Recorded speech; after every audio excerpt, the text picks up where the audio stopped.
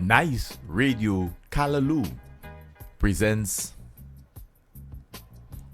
Just Another Look.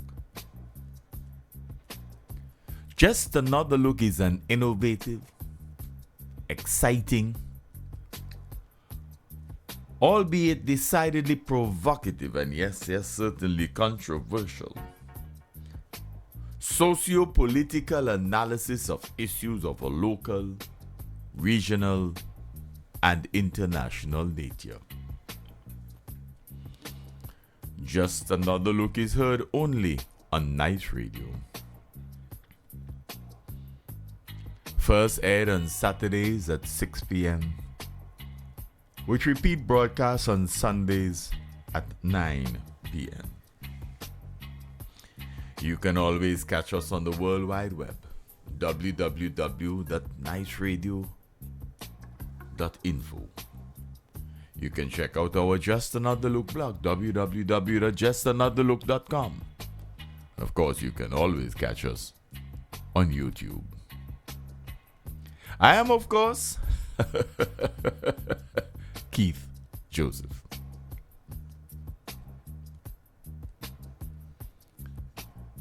Today, dear friends, is Saturday. It is the 4th day of April 2020. Welcome to another edition of your favorite program, Just Another Look.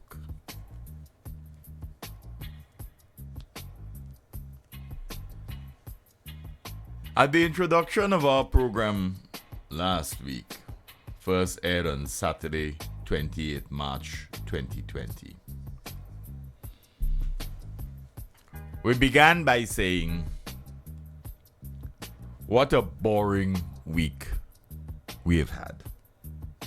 What a boring week we have had. This week, unfortunately, we have a very different point of departure. Our starting point is what an amazing and expository week we have had. What an amazing and expository week we have had. During the course of this week, we've had the leader of the opposition, Godwin Friday, addressing the nation.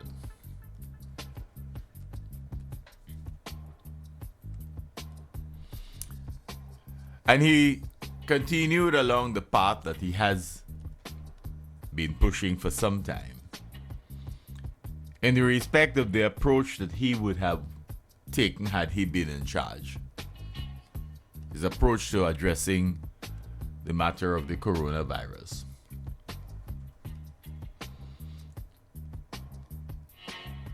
And he suggested that his proposals were brought to the attention of the country's prime minister. That he had asked for a meeting with the prime minister so that the opposition, representative of a significant proportion of the population of St. Vincent and the Grenadines, would have had an input into what is clearly a matter of national concern. Of course, such a meeting really never came to pass. Instead, after the Prime Minister had met with the Chamber of Commerce, after he had met with the trade unions, after he had decided on his package, which we dubbed Election 2020 Rescue Economic Package, because that is what it is. He may call it whatever he wants, but that's what it is in effect. After he decided on that and brought it to the nation, he dared say, even while he was addressing the nation, that he was meeting with the members of the opposition the following morning, prior to the parliament session, in order to let them know about the plans that he had put forward. Of course, there was no need to meet on the morning before the parliament, because he had already told the nation. He was in fact addressing the nation that night. And as members of the nation of St. Vincent and the Grenadines, the parliamentary representatives for the opposition New Democratic Party would also have heard what he had said. Indeed, one of the members of the opposition party, the vice president, Sinclair Leacock, had been on air urging the nation to pay attention to what the Prime Minister was going to say in that address to the nation. So, Friday's request for a meeting was really not taken seriously by the leader of government. And it is the reason that Just Another Look was particularly harsh in our program first aired Saturday, 28th March. We were particularly harsh with the New Democratic Party and its leadership, and all those who sought to attend the meeting with the Prime Minister the morning prior to the parliamentary session. We were harsh because we were saying that meeting had nothing to do with the intent of your letter and of your several appeals to the Prime Minister for a meeting to discuss the way in which the process should be addressed. By the time you were going to meet him, he had already told the nation what he and his government had already agreed to.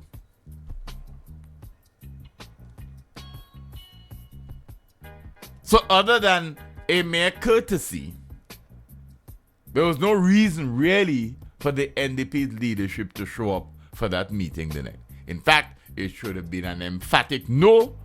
We recognize what you're doing and we will not be party to it.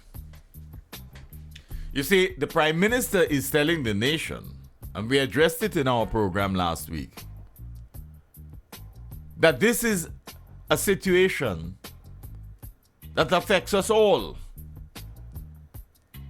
And it is a time for us to come together to address an issue that is bigger than all of us. How many times have we heard that? When it suited the Prime Minister's pride and purposes, the airport was a national project. When it suited his narrow political interests, it was a ULP project. And only he could have done it. Only he, under his leadership, could that have happened. In politics, you don't play games.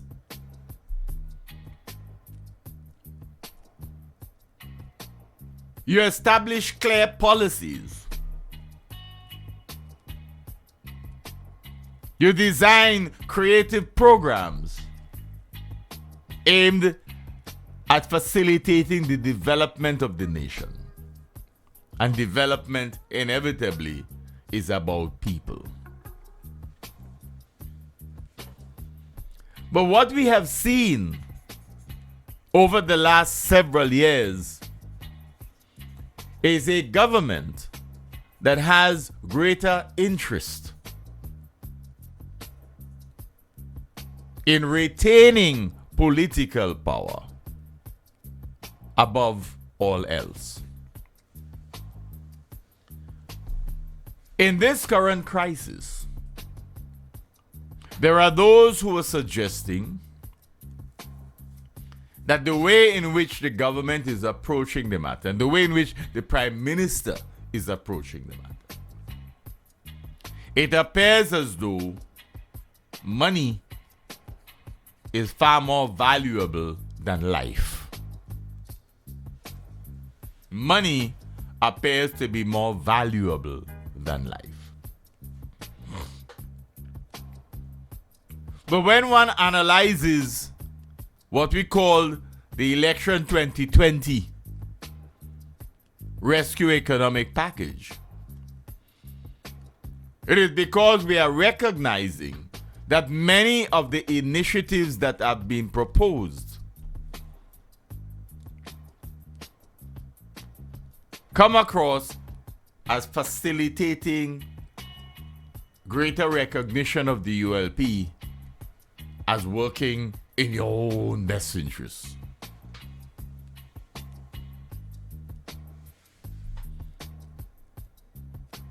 Just Another Look wants to suggest very early in this week's program that over the several years, we have watched the ULP display a significantly large political war chest. The ULP has a particularly large political war chest. It has been able to procure vehicles and equipment at an amazing pace. In fact, some may not even know how many vehicles the ULP has.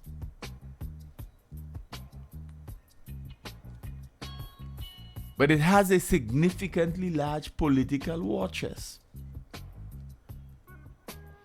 And so it may not be wrong for us here at Just Another Look to say, since your political war chest is so large and you have problems finding funding to take care appropriately of a structured plan for the development for combating COVID-19, maybe we should ask the party to lend the government some money. Maybe we should not have to go to some of the other sources. Maybe we should ask the ULP to make a significant financial contribution to the fight against COVID-19 in St. Vincent and the Grenadines. Use some of your political war chest funding for that. Put your money where your mouth is and help.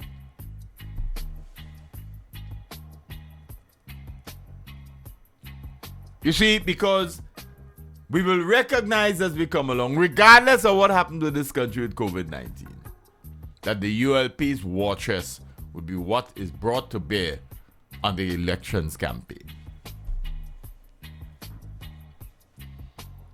And Just Another Look has no doubt, that in the past, we have recognized that there is a direct relationship between the distribution of galvanized cement, lumber, and steel around the election time and the election results. That is clear. So you have an outstanding war chest. Well, bring that to bear. Bring that to bear on the current crisis. Bring it to bear on the current crisis. You see, Just Another Look is saying, without fear or favor, that this country, this Hairuna, this land of the blessed, St. Vincent and the Grenadines, is today in the throes of its worst epidemic of all time.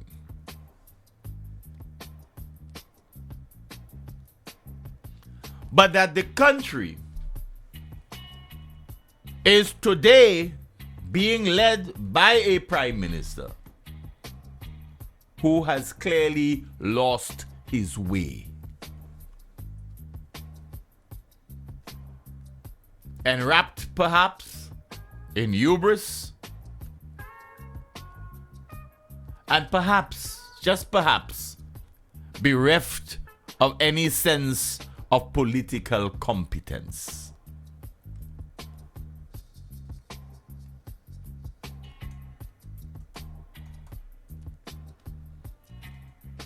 The talk about we are in this together is mere political trite. Because the concept of together now, which was enunciated by him on the very evening of his electoral victory in 2001, has never gone beyond a mere phrase. There has never been any evidence of any attempt to genuinely bring this nation together in its collective best interests in respect of its development.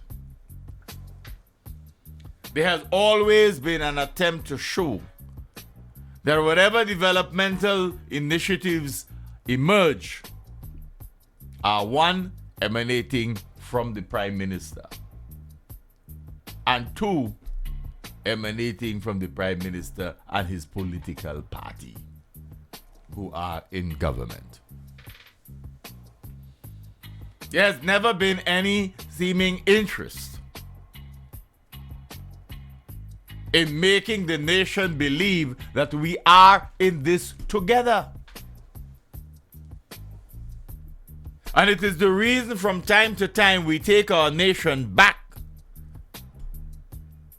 to that first speech, first independence speech delivered by Gonzalez in 2001. That here you were, having won elections, having had the popular vote, riding on a crest of overwhelming support from the people of St. Vincent and the Grenadines.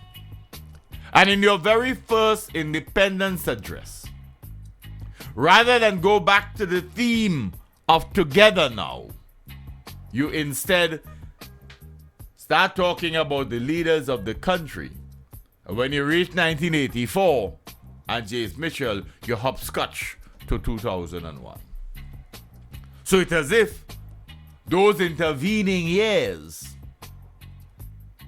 those 17 years, meant nothing to the Vincentian people. Justin Nunluk has always said, more than anything else, that independence speech reflects the politics of Ralph Gonzalez and his perception of what he means to St. Vincent and the Grenadines as a political leader. And what he and his political party are intent on doing in St. Vincent and the Grenadines in respect of development. You cannot ignore a country's leadership and government that existed for 17 years and not acknowledge its achievements and then come to the nation to say to the people who voted for that party for those years, you did nothing. You had nothing. You are nothing. And instead, we will own the country. We will own everything. And as one of their members says, and we will own the jobs too. So much for any semblance of unity. It was the hallmark of a commitment to divisiveness, to the political tribalism that now exists. We are reaping the bitter fruits of that very first independent message. If you didn't get it then, you will never get it. There is no interest in the nation as a whole. There is an interest in building a political empire, in building some sort of dynasty.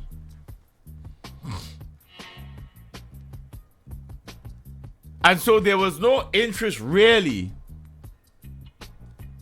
in coming to the nation and say the opposition and the government have gotten together on the initiative of the leader of the opposition, having called publicly and in writing for a meeting to discuss an approach, a collective approach that would have brought the nation together. Instead, you tell everybody else what you have decided. And then says, I'll meet with them to tell them what we have already decided. Essentially, that's what you're saying. And essentially, that's what happened. And it's the reason we remonstrated with Friday and his leadership for having agreed to meeting with the Prime Minister on the morning for a brief period before the start of Parliament. Joke you're making. Joke you're both making. But Friday may have redeemed himself in his presentation to the nation. The one criticism we level at him without fear of contradiction is that that message should have come even before the Prime Minister's. Having failed to get a response for a proper meeting in advance of Parliament, Friday should have seized the initiative and should have addressed the nation prior to Gonzalez. And say exactly what you said during this past week. But you would have been able to inform the nation in advance that I am doing this because I have asked for a meeting. Asked for a meeting to allow the people of this country to recognize that we have put aside our political partisanship in the face of this pandemic, because we have an understanding of what it can do to a nation. We are seeing it happen around the world. He should have seized the initiative. That is what leadership is about, you know. Seeing and seizing the initiative. Because your intent was good. Your intent was to bring the nation together.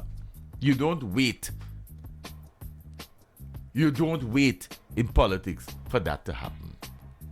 You press for it, and you press for it by placing confidence in the people of the country.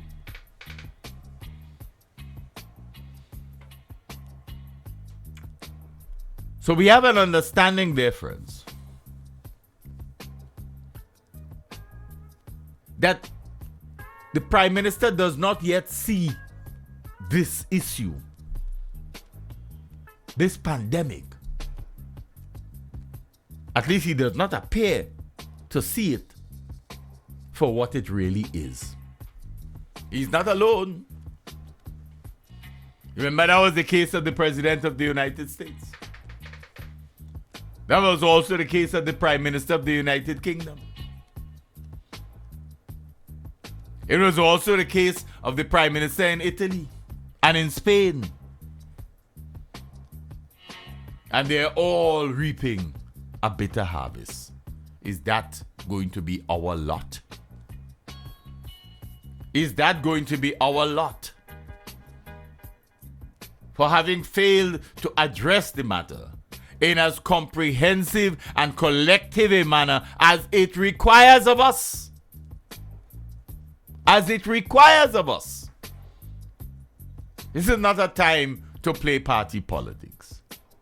The situation is far more grave.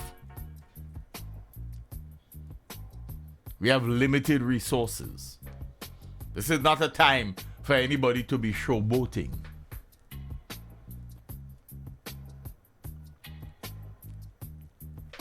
We believe that the Prime Minister of this country has clearly lost his way. That his same old khaki pants style of politics has brought us to this stage. Note, the Minister of Health can't seem to help himself.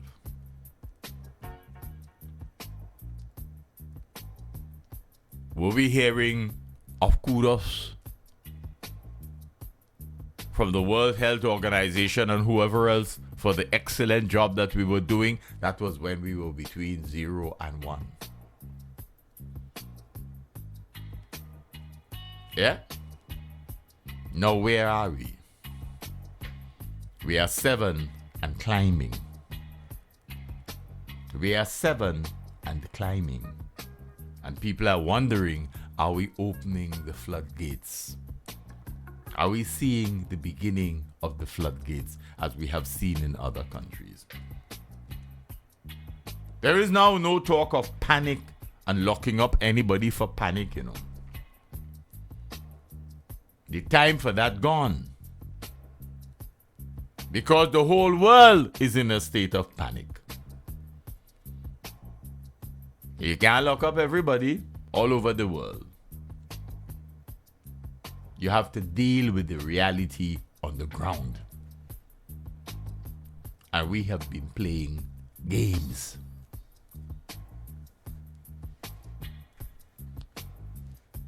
As we begin this week's edition of Just Another Look, we can say with a certain amount of confidence that St. Vincent and the Grenadines is relatively uncertain of the true state of play regarding the probable numbers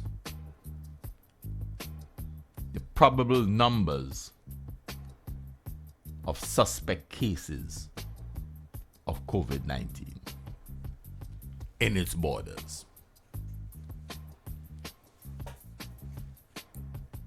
Within this past week,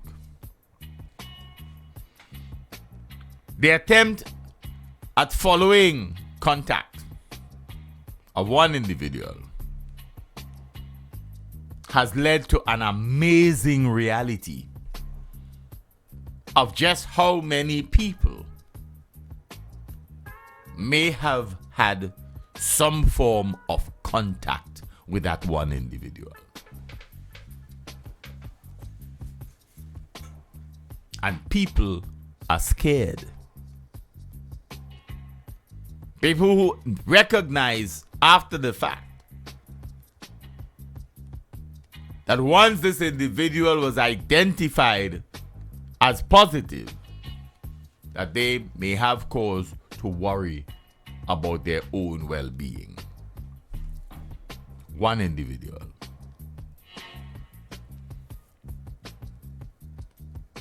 Because we are adopted an approach that we would demand quarantine for people who come from certain countries.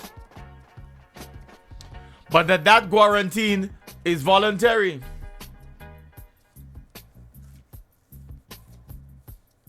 That they committed to self-quarantine.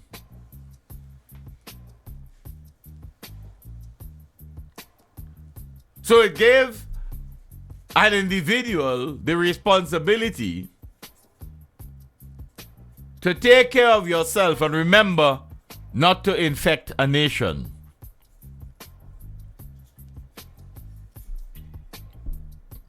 In some other countries, the fact that schools are closed,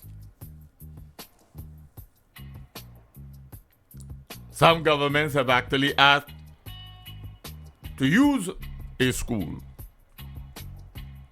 to convert it as a center in the absence of one that already existed. Or to look for some other facility, but we decided we would build. So you have to wait until we finish building because we like to build. Remember, we love infrastructure. The budget for 2020, which is an elections budget by any stretch of the imagination, is about building infrastructure. So we're building yet another building. While ignoring the potential for the spread of the virus by asking people who return from the countries that we have identified as hotspots to self-quarantine. Take care of yourself. Follow the things. Take care of yourself and we are right. Hold on till we finish build. Now you think for yourself and apply your own critical thinking skills. You are looking at the global COVID map that is available to you through so many media formats now. And you're watching the exponential growth across the world. But here at home, we believe that we are so fortunate to have a government that is led by Ralph Gonsalves that is so concerned about our well-being that we tell you self-quarantine. Self-quarantine. And we announce that we have taken the passports of the people who came on the flight, on the American Airlines flight. Oh, we seized their passport. Well, they're home. What do you need the passport for? You only need the passport if you're going to travel out of the country. But we seize their passport when they come in. So we appear more concerned about not having them go out of the country than about having them come home and be properly quarantined. It would have been funny if it was not so serious. It is not funny. We take your passports. Passports are needed to leave the country and enter somebody else's. What are we doing with the passports? Our concern is where the people are going, and we should have put them in quarantine. But we tell them self-quarantine. And we tell them about the laws. And we tell them what could happen to them.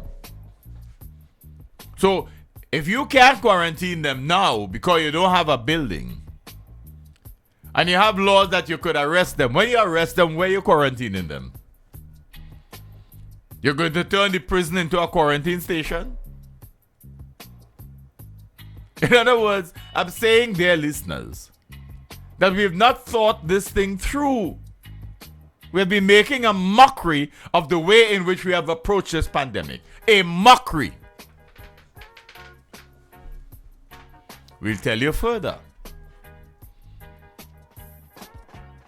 Who really is in charge of the process? Who really is in charge of the process? You hear the mayor of New York saying that in the United States they needed a czar. Somebody who understands logistics. Somebody who is accustomed to marshalling forces. Who is the czar in St. Vincent and the Grenadines for dealing with this? Just another look is saying there is none. Prime Minister and others may say different. We say there is none. There's nobody who appears to be fully in charge of this process. Nobody. Just as the mayor of New York is saying, we don't have anybody really with the requisite competence to lead the process, to manage the logistics, etc., etc. Yes, you have somebody, but that person doesn't seem right. In the case of St. Vincent and the Grenadines, who is our czar? Overseeing and pulling all these pieces together, sitting down in a veritable war room, looking at resources, pulling all these things together. We should have created, just as we needed a place to put people, we should have commandeered a building regardless. Commandeer a building and insist on quarantine under our management. We should have had a place, a main operation center that addresses this and this alone, and advising the requisite authorities of the state of play from time to time. We have not done that. We're calling names, and you're calling them to meetings every now and again.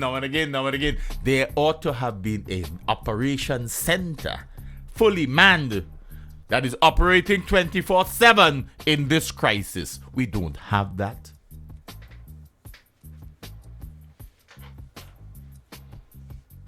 But don't even talk about communication. That is a hodgepodge. Everybody talking. This one talking, that one. Everybody talking. There's no coordinated policy. There's no coordinated policy. There are no coordinated strategies being made available to the Vincentian public. The communications on what is happening in this country is poor. There is no communications chief. So different speakers are sending different signals. Clearly, there is not a cohesive communication strategy coming from anywhere with regard to COVID-19 in St. Vincent and the Grenadines. None!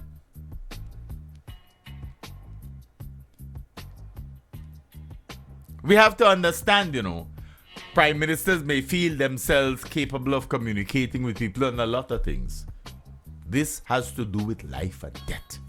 You need a communications specialist to head the communications department in respect of what goes out. When your information flow is inadequate, when the content is inadequate, when the content is inconsistent, the public have reason to get scared and they have reason to get angry. We go back to Stevenson's nonsense about people get angry because they were listening to the wrong people. They get angry because they're listening to people who are perhaps telling them more of the truth than they're getting from those in authority. What are we doing as a nation? The quality of leadership that we are seeing in this pandemic is hopeless. And we say that across the board. Hopeless.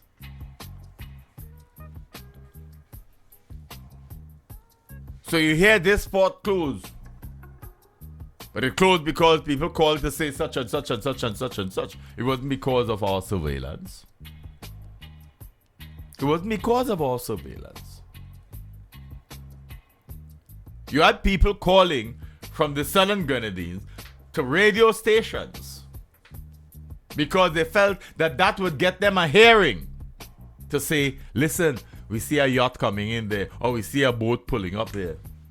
That is how the authorities get wind to go and deal with it. That is how we are operating, because there is no command center. There is no command center for this disease. Yes, we have hotlines and all of that, but there is no genuine command center that is addressing this situation in a manner that should make people feel sufficiently comfortable. That's why people were able to tell you that you had a second case and a third case before it even reached the media. Before the public announcement. And same thing on Friday, the 3rd of April, people knew that we had reached 7 before the government announced it. Before it made global news, it was already on the streets of St. Vincent and the Grenadines.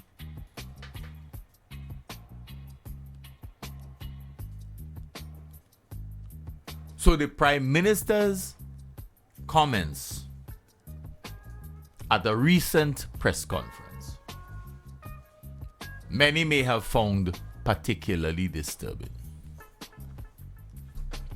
There are a few issues that emerge out of that.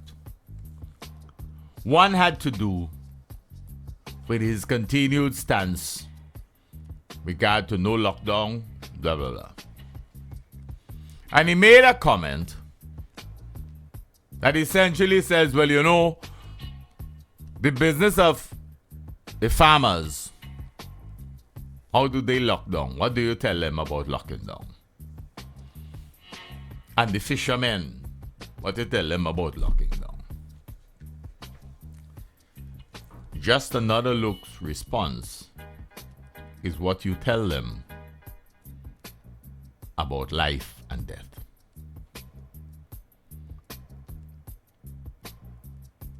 That clearly you have not sufficiently articulated, even as a prime minister, to your farmers and your fishermen, the people you feel you were speaking on behalf of yesterday, of the true nature of this pandemic and the consequences for failing to adhere to the protocols.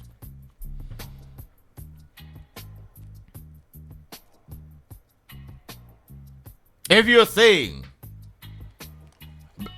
bear in mind, he did say maybe it will get to that stage where you may have to lock down, but he doesn't believe we have gotten to that stage yet.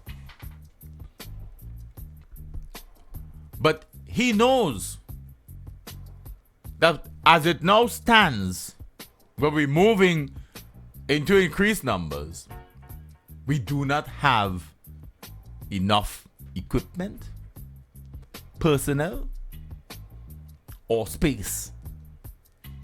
He knows that. So, rapid fire, we're seeking to build another infrastructure project. And he's reliant. He says, we have the Cubans. We have the Cubans. And we have Vincentians. Right? The Cubans, nurses and doctors cannot in and of themselves do everything. It is of concern that necessarily you're calling them before the Vincentians, but that's all right. We'll let that one pass. But you're also telling us that the process, when it gets started, is that the workforce will be working 1 week on and 2 weeks off. But that is contingent on the numbers. Because if you're looking at what is happening globally, hospitals are overrun. Hospitals are overrun. So if you get more cases than the number of beds for which you are catering, if you get more cases, or unless you have a figure in your mind as to how many we are likely to get, to tell us that there will be a 1 week on, 2 week off business, we may run out of personnel quicker than you think. You see, it sounds good and almost logical that as the Prime Minister, you're giving us these assurances. But look at what has happened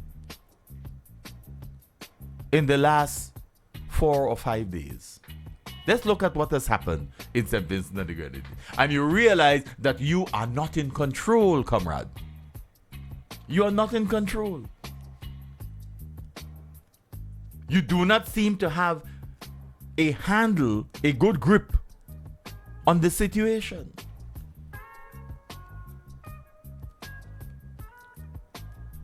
And so the country is really at a loss as to what you were saying. And yesterday, then you started on cost. As though, and that's the problem people have with you and your presentation at present. And when it comes to cost, you know, the mask and them, the proper mask costs about $5 for one. Yeah? And the PPE, the personal protective equipment, that's another 40 or so US. And what is the point? And what is the point? If you are really concerned, if you have Vincentians first, and you're concerned about the lives of Vincentians, money cannot be the option.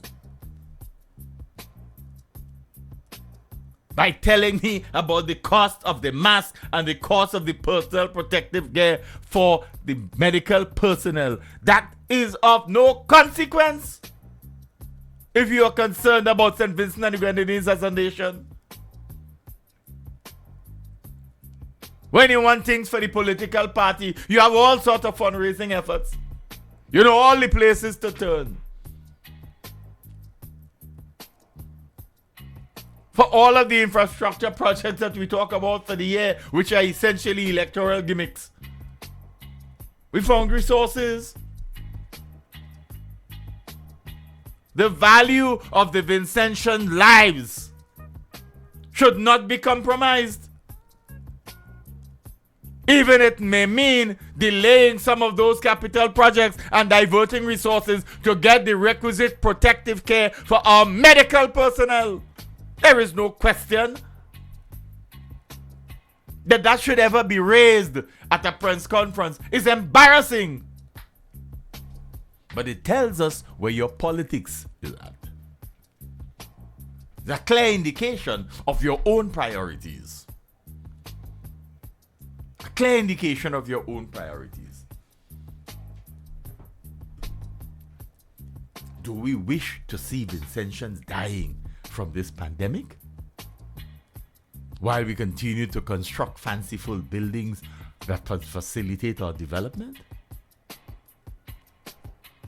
Or would we rather divert resources to save Vincentian lives? And once we are alive and healthy, we'll be able to build whatever we so desire thereafter. As a nation, we'll rise out of the bowels of poverty. But if your nation is depleted because we have inadequately prepared for the pandemic, because we wanted to save a few dollars here and a few dollars there, because we thought that we needed it for something else, then what sort of priority have we given? And there was nobody there, not even a journalist, to say, but Mr. Prime Minister, there's something wrong with this priority. There's something wrong. If you're going to be so concerned about the cost of saving lives, you're worried about the cost of saving lives as opposed to the broader economic issues. Of course, we have to worry about economic issues. But the lives of our people must be primordial. That must be our priority, to save lives. And we have not shown that as a priority from the very beginning. And when things started, with our very first case, we start talking about people got the information late. It was on social media before, and it wasn't fake news. And we continue to say without fear of contradiction here, Harvey Farrell, a former senior health educator, was on Nice Radio in a program with Daniel Cummins and made a series of recommendations based on his experience as to how the country should have been approaching this matter. The very next day, things started to change at the Ministry of Health, Wellness and the Environment. Harvey doesn't require any credit on his part. He's not asking for any credit. He thought he needed to say what he did because it was required of him as a professional from the health services. He wasn't playing any politics with it. But we are playing politics with it. And before we come out of the bowels of this crisis, we start patting ourselves on the back, telling the people the World Health Organization has given us commendation for the way in which we are dealing with it. Hello, well, deal with it now. This is not about commendations. This is about saving lives. How we have gotten to this stage, where at the start of this program, we officially have 7. How did we get to this stage? What did we not do? What did we do wrong? And how do we build on what we have done right? We pussyfooting with people's lives by telling them self-quarantine because we didn't want to take a facility currently not being used.